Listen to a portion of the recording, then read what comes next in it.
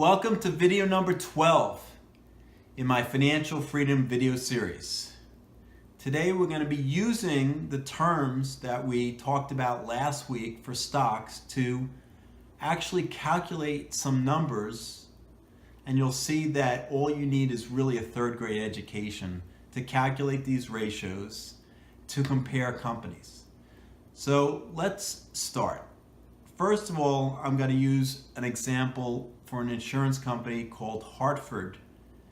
HIG is the stock symbol. So if you look up HIG, you look up the price, and this is a price from a bit ago, but if you look up the price from, say, October, you'll find that the stock was $55.05, the market price as of the end of October. Now, remember last time we talked about equity or shareholders' equity. The shareholders' equity at that time was $17.2 billion. And the number of shares outstanding were $358 million. Now, all you need to do is calculate the book value is divide that $17.2 billion by 358, and you get the book value of $48.1. Anybody can do that, right? So we talked about price to earnings ratio and price to book value ratio last time. So let's calculate the price to book value. I told you the price was $55.05. The book value we just calculated was $48.01. So the price to book value is approximately 1.1 times, or 110%. So the price is higher than the book value. Now, that may be good or bad. We'll talk about that in a few minutes. Hartford's operating income for the third quarter, was $234 million. Again, the average outstanding shares for the quarter is 367 million. See, the amount at the end of the quarter was 358, but they clearly bought some of those shares back, so it decreased over the quarter, and the average was 367. So remember you talked about earnings. The last quarter's operating earnings per share was 64 cents per share. And the last 4 quarters operating earnings, or EPS, earnings per share, was $1.31. Now you'll say, wait a second, they earned 64 cents in the quarter. Why shouldn't it be about 4 times that, 4 quarters? Well, Hartford had a lot of catastrophe claims from hurricanes in this particular year. Now, the consensus 2018 earnings is $4.65. Consensus means the average estimate. Now, you can calculate the PE many different ways, but the first way we're going to calculate is based on that 1 quarter's of earnings, that's 64 cents. So if you multiply that by 4, you get $2.56. And remember, the price of the stock was $55.05. So if you divide the price by that annualized earnings, you get a PE of 21 times, 21.05 times. So clearly the earnings for the quarter was very low because of the catastrophes. So let's look at it a different way. The consensus earnings estimate I just talked about was $4.65. So let's divide the current price by that. And you'll see that the 2018 projected price to earnings ratio is 11.8. Much smaller number.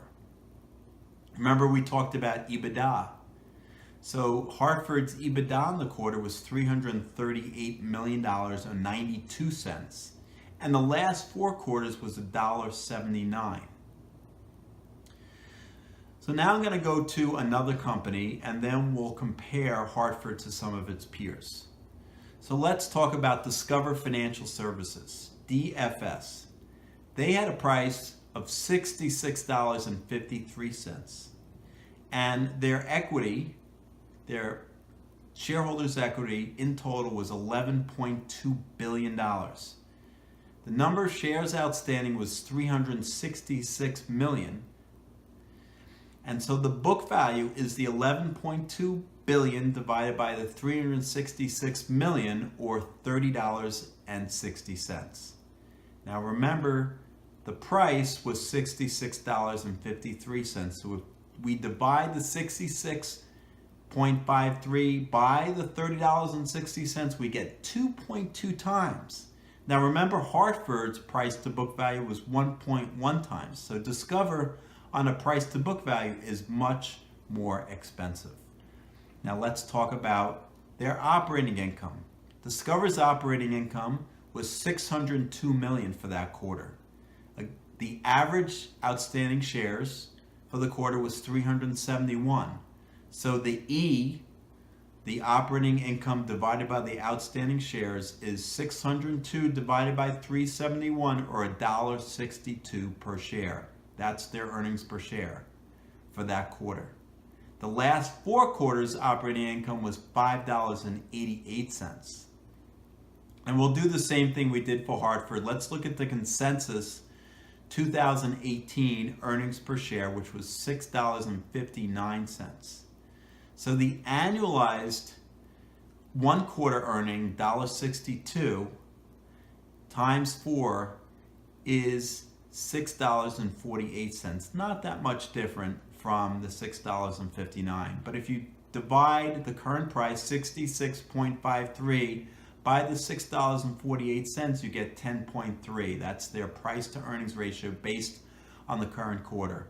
If you use the annualized consensus 2018, $6.59, you get 10.1. So very close. But remember, Hartford's PE was a little bit higher. The PE here is 10.1 for the full year 2018 based on the consensus annual analyst earnings estimate, and the annualized 1 quarter is 10.3. Now what we're going to do is compare Discover to its peers. So first of all, their market capitalization, the price times all their outstanding shares, is about $25 billion. It's much smaller than the other credit card companies like American Express or Capital One or Synchrony. Now, we also look at the dividend yield. That is the amount of dollars they're paying to their shareholders divided by the price. That dividend yield is 2.1%. That's the highest of the peers that we just mentioned. And so that's good. You're getting a high dividend, high amounts of money for the price compared to the peers. Now, we talked about the PE. The PE was 10.1 or 10.13. If you compare to the peers like Capital One and Synchrony and American Express, they're all over 12 at the time we did this analysis. So on a PE basis, Discover is cheaper, and on a dividend yield, it's cheaper. Now remember, Hartford was even more cheap because on a price to earnings basis, it's only 10 times. Now we'll go into doing some comparison ratios when I talk about my proprietary stock screen next time. But at least on the face of it, at this time, Discover seemed to be cheap compared to its competitors. So let's talk a little bit more about fundamental analysis, which is what this is called and what we just did for these two companies. Fundamental analysis uses valuation metrics like the PE, like the price to book. Does the PE make the stock expensive or cheap? Does the price to book value make the stock expensive or cheap? Does the price to the EBITDA make the stock expensive or cheap? And what about the dividend yield? Is it higher than all its peers? That's fundamental analysis. So let's stop there. Thanks for watching. I believe in you.